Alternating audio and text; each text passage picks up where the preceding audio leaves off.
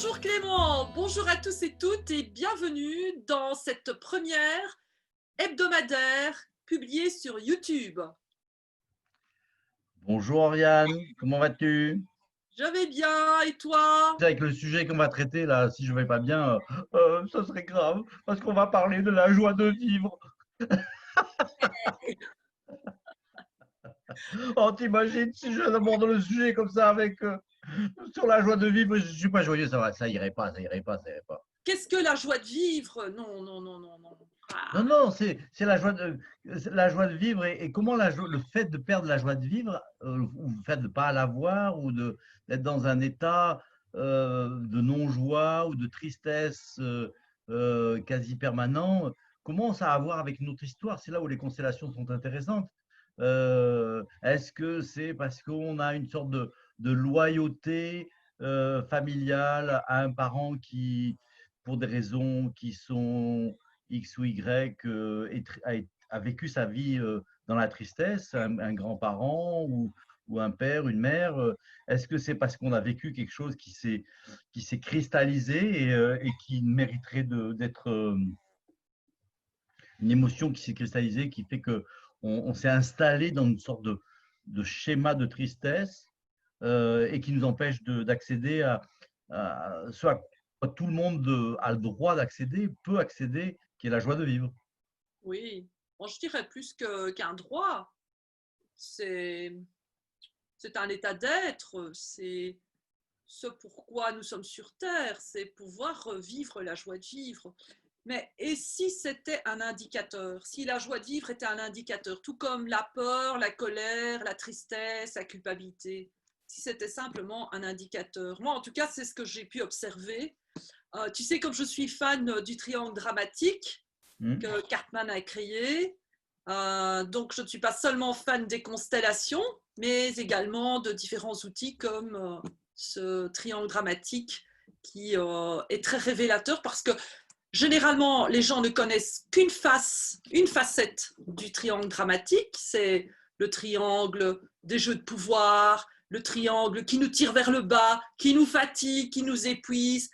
Et pour la plupart, eh bien, on ignore qu'il y a une autre face, un côté pile, un côté face, et l'autre côté qui est une autre réalité, mais qui est un, indissociable de ce triangle dramatique, c'est le triangle gagnant, le triangle des 3 P. J'aime aussi l'appeler le triangle de la compassion, alors que dans le triangle dramatique, on est dans le triangle des passions. Passion, de la colère, de la peur, de la Qu'est-ce que tristesse. tu mets dans le triangle des 3 P? Ben, permission, Oui. puissance, Hmm. protection. Exact. Ouais. Et moi, j'aime bien demander à mes clients, qu'est-ce que vous ressentez quand on vous donne une permission ou que vous vous accordez une permission? Toi, si je te dis ça, qu'est-ce que tu vas ressentir comme émotion? Avant l'émotion, l'état dans lequel ça le met, c'est un état d'ouverture. Voilà. Je ressens de la légèreté, je ressens de l'énergie, je ressens de l'envie. Voilà, et ça me met dans une émotion de type qui va vers la joie, ouais, qui est quelque chose de joyeux. C'est sympa, c'est excitant, c'est pétillant, tu vois. Oui, Ça- et c'est effectivement la permission donne un pouvoir d'eux. oui, effectivement, la permission, ça, je dirais, c'est le déclencheur qui permet d'accéder à la joie.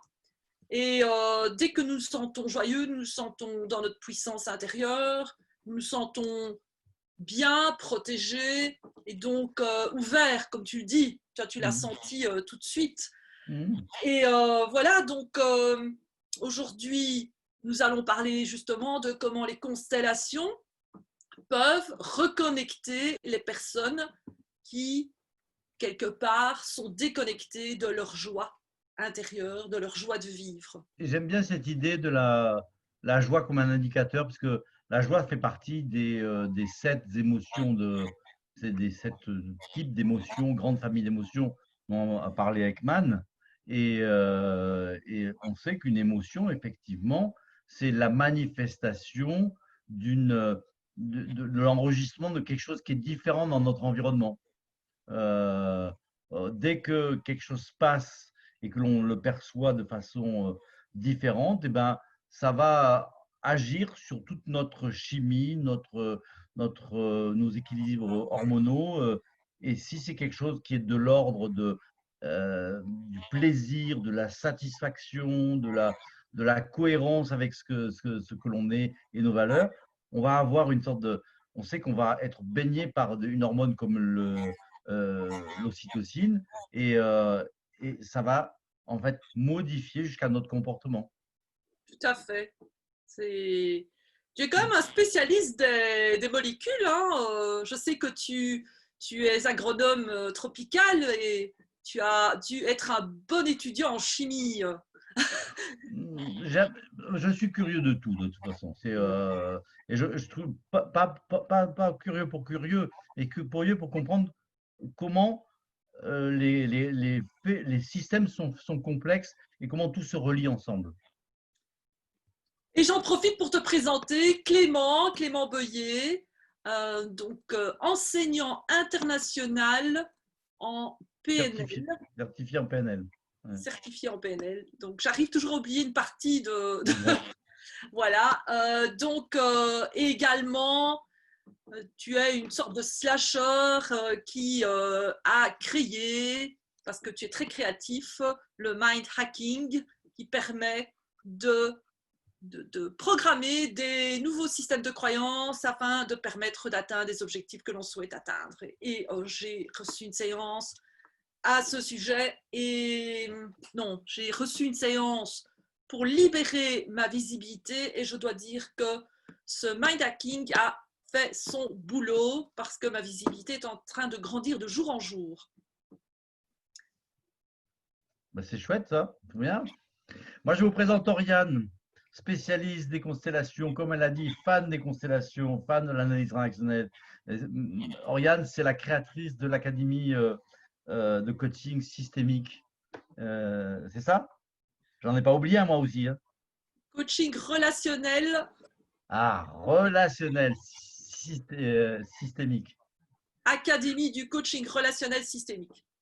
Très intéressant. Et qui en fait propose entre autres des accompagnements à distance avec les constellations et une formation en e-learning certifiante au métier de facilitateur en constellation. Oui. Voilà. Et voilà, donc comme ça, vous en savez un petit peu plus sur nous, vous tous qui nous suivez. Et nous pouvons passer au sujet de notre interview. C'est comment libérer la joie qui est finalement en chacun de nous et la vivre pleinement, la ressentir. Quelque chose comme ça? Ouais, comment activer cette joie qui est là, en train de dormir, un peu comme la Belle au bois dormant. La Belle au bois dormant, bien quand elle se réveille, elle n'est pas en train de pleurer, elle est toute contente, toute heureuse. Elle ouvre ses yeux sur le monde qui l'entoure et elle se réjouit. Elle se réjouit de ce qu'elle voit et aussi du prince charmant qui est en face d'elle. Mais c'est ça, mais cette joie de vivre, ça se traduit par des sourires, sourires extérieurs, sourires intérieurs, un bien-être, une détente, une excitation, un mouvement vert. Enfin, c'est quelque chose de très vivifiant. J'avais un de mes enseignants en PNL, il parlait de la joie de vivre, c'est vicariant. Ça crée de la vie. Je trouve ça très intéressant. Ah, c'est intéressant, oui. Mais moi, ce que j'ai observé, comme tu le sais, mais comme nos téléspectateurs ne le savent pas, je suis une grande passionnée du triangle dramatique et j'ai observé que quand on est coincé dans les rôles que l'on joue, comme le rôle du persécuteur, du sauveur, de la sauveuse, de la victime, eh bien, nous avons tendance à nous épuiser, à nous fatiguer, à même en devenir malade. Et quand on peut accepter que l'on est coincé dans ces jeux et que l'on s'autorise, que l'on se donne une permission pour aller vers quelque chose de différent, qu'est-ce qui s'active? La joie. Et forcément, pour les mêmes actions, pour le même type de vie, eh bien, nous produisons de l'énergie plutôt que de la consommer, de la perdre et de créer la maladie. Eh bien, on construit la santé, on construit une facilité à évoluer et à vivre sa vie. Donc, c'est tout à fait fascinant parce que pour la même action, si nous sommes dans, je suis en train de jouer un rôle où je me sens coincée et que ça me crée de la colère, de la peur ou de la tristesse, je m'épuise. Et si je fais le même travail, par exemple la vaisselle, simplement, faire la vaisselle, je fais la vaisselle en me donnant la permission de ranger ma cuisine, de préparer cette cuisine pour qu'elle soit accueillante, pour préparer un autre repas, pour accueillir mes amis, pour célébrer la vie, eh bien, je produis de l'énergie. Donc, je ne suis pas fatiguée à la fin de cette action de faire la vaisselle. C'est assez fascinant. Et je dois dire que j'ai consacré de nombreuses années à explorer ce triangle et les deux facettes. Et vous allez voir aussi le lien que cela peut faire dans la projet Constellation. Voilà, et donc parfois, nous nous identifions à une façon d'être, c'est-à-dire que, par exemple, je peux m'identifier à une personnalité triste, en disant, voilà, moi, ça ne me fait pas rire, tous ces films comiques, ça m'ennuie, tous ces gens qui rient aux éclats, c'est bruyant, c'est dérangeant. Moi, je suis quelqu'un de profond, peut-être même un peu de dramatique, où on peut donner même des façons de voir à cette tristesse qui va nous valoriser et auquel on va s'identifier, on va s'attacher à cette tristesse. Il y a des personnes qui sont attachées à leur tristesse. Et en même temps, il ne faut pas confondre être sérieux et être triste. Quoique, trop sérieux, ça donne l'impression d'avoir une forme de tristesse. Non, mais ça n'engage que moi. Mais ceci dit, effectivement, ce qui est important, je trouve, dans cette notion de joie, c'est est-ce elle a sa place dans notre vie ou pas? Oui. S'il n'y a que le sérieux, la tristesse ou la colère, mais il n'y a jamais la joie, alors là, posez-vous la question, il manque quelque chose. Et qu'est-ce qui fait qu'il vous manque quelque chose? Quand on dit que ça fait partie des 7 émotions de base de l'être humain, ça veut dire qu'on en a besoin, sinon elle ne serait pas là. Et si elle n'est pas là, tiens, c'est une information. La présence de la joie ou l'absence de la joie, comme tu disais tout à l'heure, c'est un indicateur. Oui, tout à fait. Bien, ben, on va peut-être passer à un exemple. Je pense que ça serait bien la façon la plus efficace d'illustrer ce sujet-là. Voici le cadre, ici une feuille A3 blanche qui représente le champ Kissé, qui est un espace consacré au processus des constellations.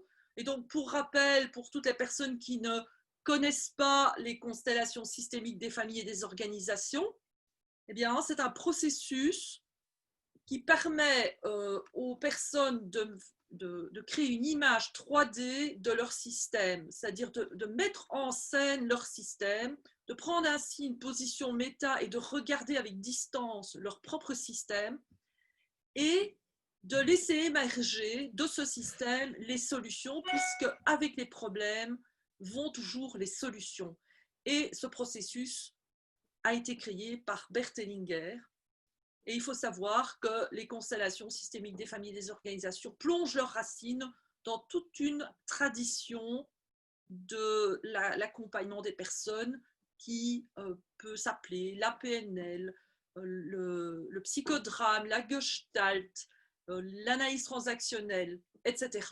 Donc, et on pourrait dire que même la grand-mère des constellations, c'est Virginia Satir, donc qui faisait partie du groupe de Palo Alto.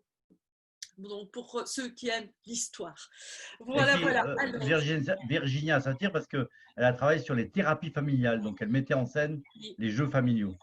tout à fait. Alors, bien, ben, aujourd'hui, on va parler de l'histoire de Jeanne. Alors, Jeanne, elle vient me consulter parce que elle est depuis des années dans un état qu'elle considère comme de la dépression.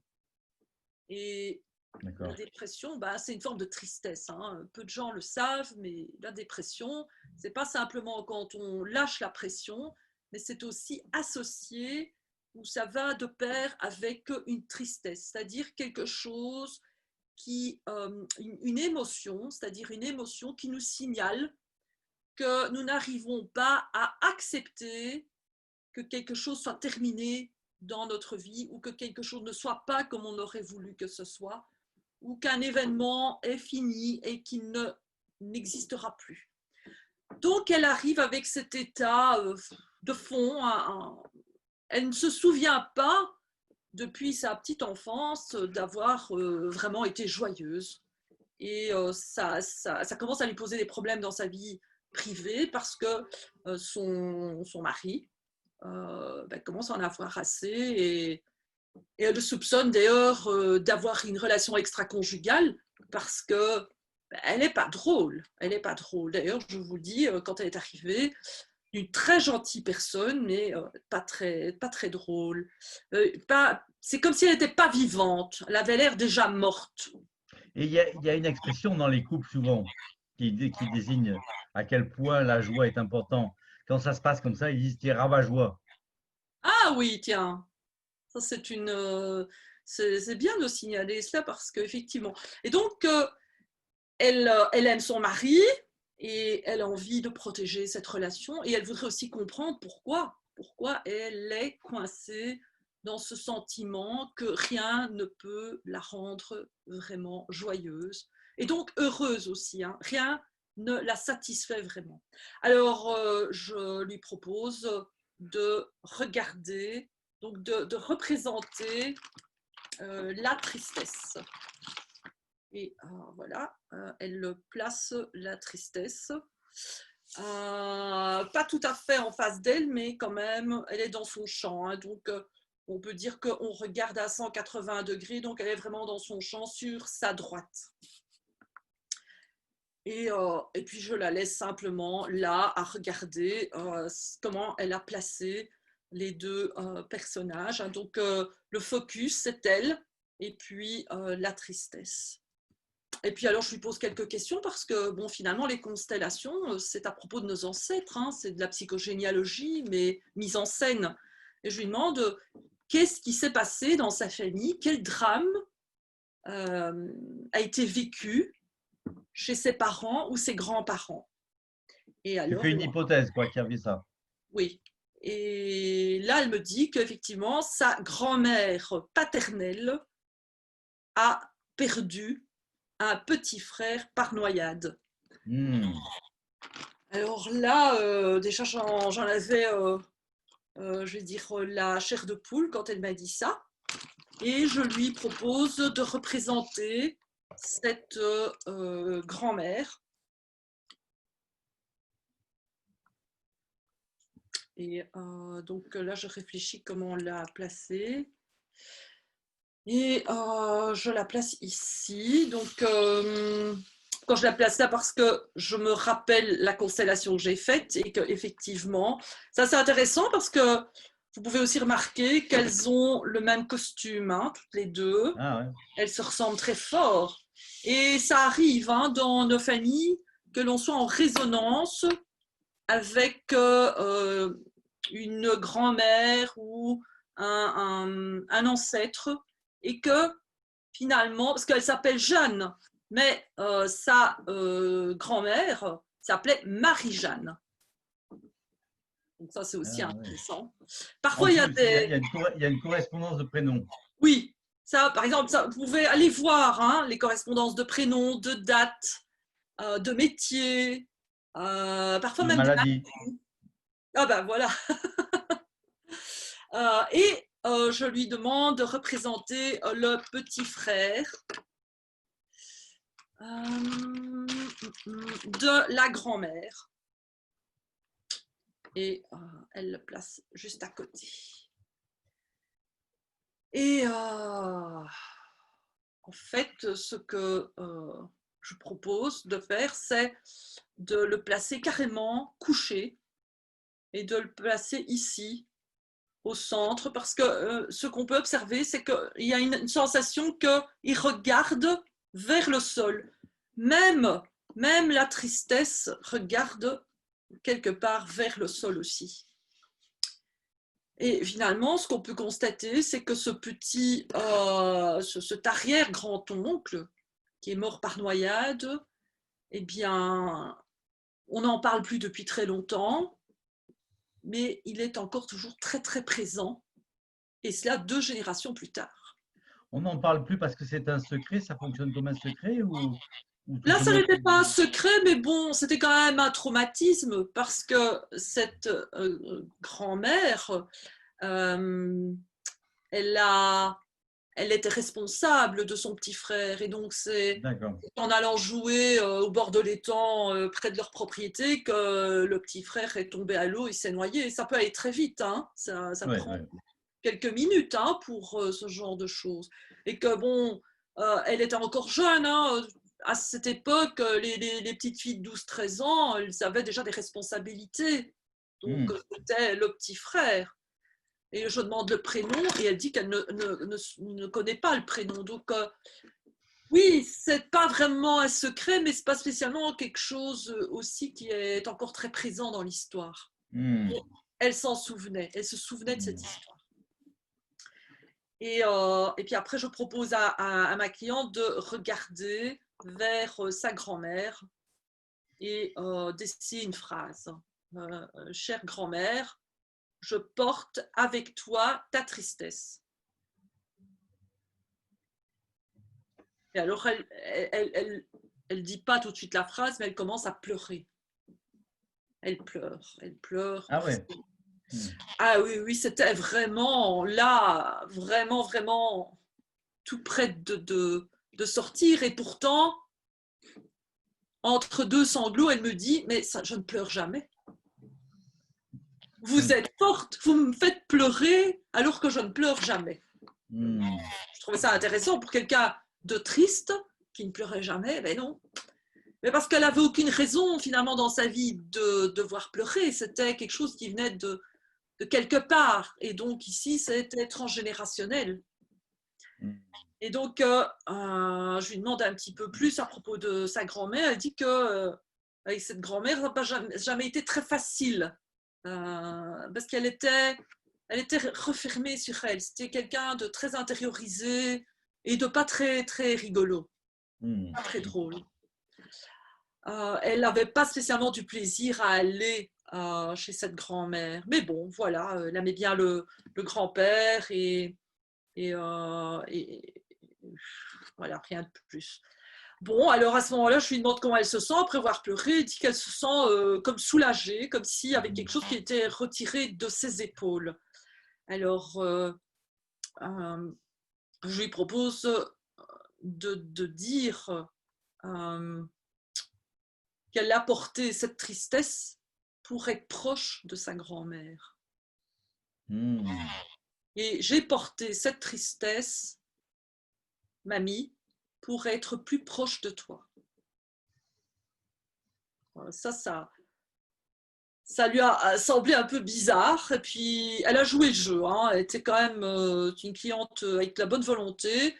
Surtout que je l'avais bien prévenue que ce n'était qu'un laboratoire, qu'on faisait des expériences et qu'on cherchait la manière la plus efficace de libérer le blocage. Et donc, alors, à ce moment-là, je fais toucher le grand-oncle. Je lui fais toucher par la tête. Et à ce moment-là, qu'est-ce qui se passe? Donc, je recule un peu pour que vous puissiez voir. Elle touche la tête avec ses 2 doigts. Et elle dit qu'elle se sent complètement en paix quand elle est là, qu'elle se sent bien. Et alors, je lui propose de dire, pour son grand-oncle, c'était mon destin. Et là, elle pleure à nouveau. Et là, c'est la cliente qui pleure en pensant à ce destin, que de mourir si jeune. Je crois qu'il devait avoir 4-5 ans, quelque chose comme ça, de mourir de noyade alors qu'il n'avait pas encore accompli sa vie.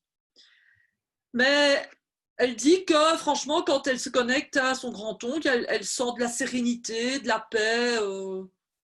C'est OK. Alors à ce moment-là, je lui propose de déplacer le grand-oncle. Je demande si sa grand-mère est encore vivante. Elle me dit que non. Alors je lui propose d'allonger la grand-mère. Comme ça, elle est près de son frère. Et je vais mettre une corde pour séparer le monde des vivants du monde des défunts. Et là, je lui demande même de s'incliner. Et avec le front au sol, c'est très important. Et de s'incliner. Alors à ce moment-là, je perçois que la tristesse, eh bien, a envie de se mettre sur la frontière. Un pied dans le monde des morts, un pied dans le monde des vivants. Et puis alors à ce moment-là, quand elle est vraiment prête, elle se redresse et je lui propose de se détourner de cette histoire qui finalement ne lui appartient pas. C'est pas une histoire qui la concerne, hein, c'est l'histoire de son grand-oncle et de sa grand-mère. Et là, je lui demande de regarder vers la tristesse. Et elle me dit que ça l'embête de voir la tristesse avec un pied dans le monde des défunts, un pied dans le monde des vivants. Et je lui dis, alors qu'est-ce que vous voulez à propos de la tristesse? Ben, elle dit, la tristesse, finalement, elle fait partie de moi et je veux lui donner sa juste place. Pas qu'elle ait toute la place, mais qu'elle ait sa juste place parce que dans la vie, il y a parfois des événements tristes et que c'est important de pouvoir accéder à la tristesse. Alors, sur ce, on essaye la place de la mettre, la tristesse, un petit peu en arrière d'elle pour voir comment elle se sent. Et elle dit qu'elle se sent beaucoup mieux. Alors, je lui propose de représenter son mari et d'essayer une phrase. Donc, elle met son mari en face d'elle et je lui propose de dire cette tristesse n'avait rien à voir avec toi. C'était la tristesse de ma grand-mère que je portais depuis ma naissance. Et alors, elle dit que sur le coup, elle ne voit plus son mari de la même façon. Et je lui propose, si elle veut changer, de réaménager un peu son système, si elle veut donner une nouvelle place à son mari. Et elle dit, moi j'ai envie d'être à côté de lui. Et elle se met à côté de lui. Voilà. Et donc, on arrive à la fin de la constellation. Voilà, Clément, l'histoire. Qu'est-ce que c'est devenu pour cette personne? Cette personne est revenue encore pour tout un cycle de 5 séances. Et là, c'était la première séance. Et donc, on a pu poursuivre le processus, ce qui était assez chouette, hein, sur 3 mois, plus ou moins. Et ce qui s'est passé, c'est que son mari, en fait, lui a proposé de faire une thérapie de couple. Ah. Oui. Et Est-ce donc, qu'elle a trouvé la joie? elle était beaucoup plus sereine, Ouais. plus en paix et donc plus joyeuse forcément. Ça ne veut pas dire qu'elle était en train de rire tout le temps, mais elle ne vibrait plus de la même façon. En fait, c'était une question de vibration. Elle était plus légère, plus ouverte aussi, parce que quand nous sommes dans la joie, nous sommes plus ouverts. Et donc, ce qui s'est passé aussi, c'est que ça, j'ai su par la suite, c'est qu'elle prenait un traitement depuis des années contre la dépression. Et tu sais qu'on peut prendre parfois ça pendant 10-15 ans, hein, ces traitements. Et là, elle était en train de réduire ses doses. Donc ça, je crois que c'est un bon critère d'évolution positive suite à la séance. Donc elle était en train de diminuer la dose journalière d'antidépresseurs. Moi, j'ai eu un cas comme ça flagrant en cabinet, quelqu'un qui arrive et qui, pareil, il ne comprend pas, elle ressent de l'angoisse de mort, de la tristesse. Elle voit bien qu'il y a des gens joyeux et elle dit, moi, c'est ça que je veux, mais je ne peux pas y aller, je peux pas y aller, c'est pas possible. Et de l'extérieur, c'était très intéressant. La première fois que je l'ai vue, elle était habillée en noir avec une robe longue qui couvrait tout, un fichu noir, une jeune femme. Elle avait 30 ans. C'était, et ce qui était encore plus étonnant, elle avait un teint très livide, presque la peau transparente. On voyait les veines en dessous, complètement comme décharnées. Ah oui. Wow.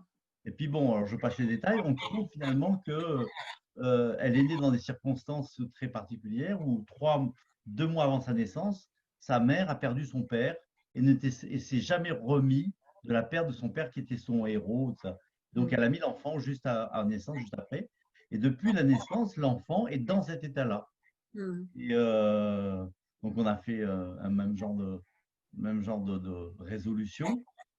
La fois d'après, c'était un mois après, elle avait son visage s'était rempli.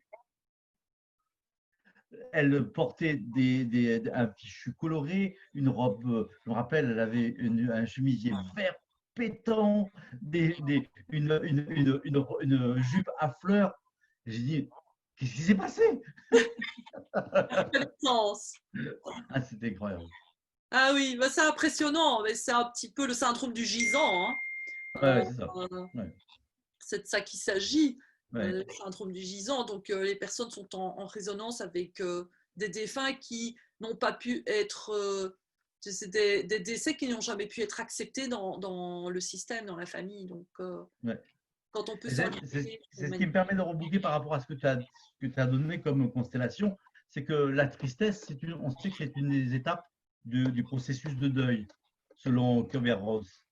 Et il y a délice, colère, marchandage, tristesse.